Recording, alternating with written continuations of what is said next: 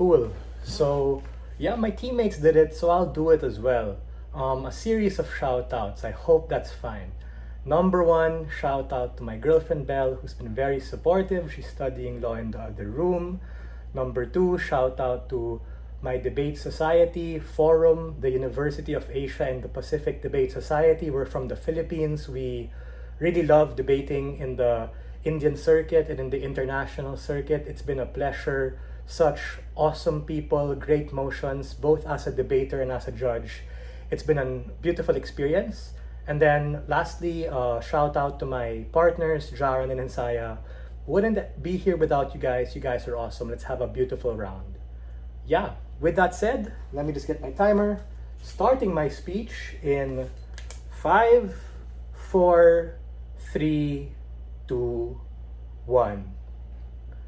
Mr. Speaker, ladies and gentlemen, the biggest challenge coming from what we get from side government is the fact that there are a lot of things outside their control. They seem to think that that's a motivator and that's a good enough reason to be able to do something. But just like what I told you in the top of my speech, when in doubt, don't. Things can get worse. Just because we can doesn't mean we should. I have a few strategic observations for the round to sway the ballot for side opposition. Number one, side government does a very good job at proving a sense of capacity to be able to take a stance and impacting the idea of autonomy being good. However, this is outcome dependent on the collective buy-in of the EU as a whole, of individual member states, and of the world, and by extension the US, to be part and parcel with. This also assumes a certain direct degree of correlation with economic impact. I appreciate their middle analysis as to why those things are good, but the competing analysis we give, which is talking about the common denominator of a lot of these tensions when you choose a stance, either condemning them or not condemning them, leads to inflation, and the rise in prices is on average kind of bad for the rest of the world.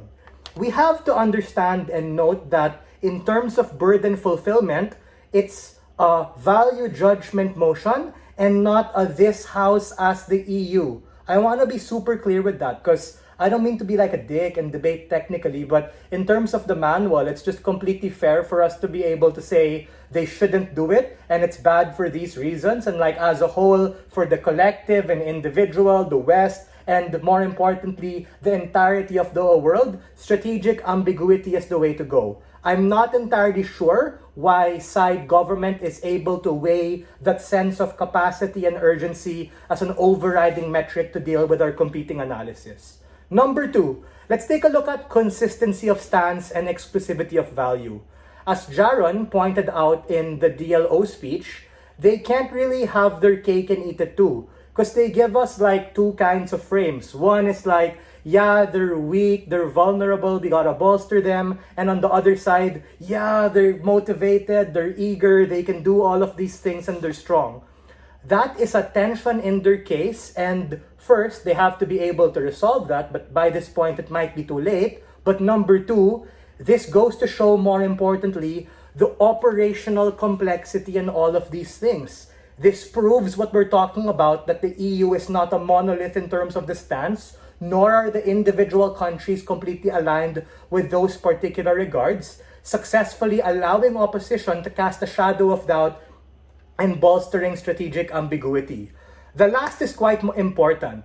How this justifies aggression and retaliation from different parts of the world, given the degrees of operational complexity and a lot of people wanting different things. This perpetuates number one, EU versus EU, player versus player conflict. Number two, EU versus the US in terms of tariff quota dunking and trade war. Number three, potentially heightening the Russia and Ukraine conflict since the EU and their constituents are also involved in that, and taking a stance will sway that in either direction. Number four, Russia versus the EU, and that particularly being bad because now they become justified and all of that. And fifth, most importantly, EU versus the world and the average person being affected. For all of these reasons, it's a bad idea. Strategic ambiguity is the way to go. When in doubt, you don't have to. Thank you.